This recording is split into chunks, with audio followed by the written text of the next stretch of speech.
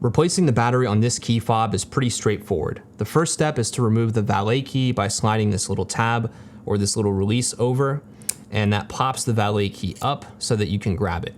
Once you have it, you're just gonna insert it into this little gap right here, and that's on the trunk release side of the key fob, and you wanna insert it almost all the way over. Not quite all the way over, but almost all the way over to the side. And then once you do that, you can just gently push in, and that'll be enough to release this little tab that sits on the inside or on the back of this key fob. Now this is the tab I'm referring to right there. And by placing the valet key right there, you're actually popping that tab out.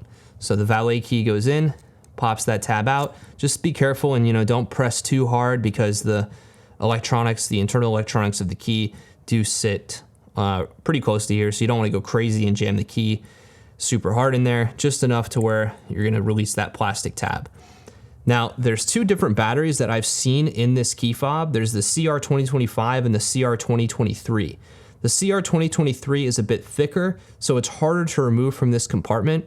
The CR2025 basically will almost fall out of here, but the 2023, I had some trouble getting out of here. I tried a plastic trim tool, but it wasn't quite small enough to get into the groove right here, into the edges.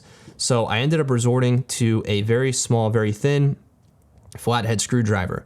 Now you'd want to be, if you resort to this method, you want to be extremely careful when you do this because you don't want to press too hard and damage something on the inside of your key fob. So very carefully, I just inserted it right here into the widest gap and just very, as shallow as I could keep it.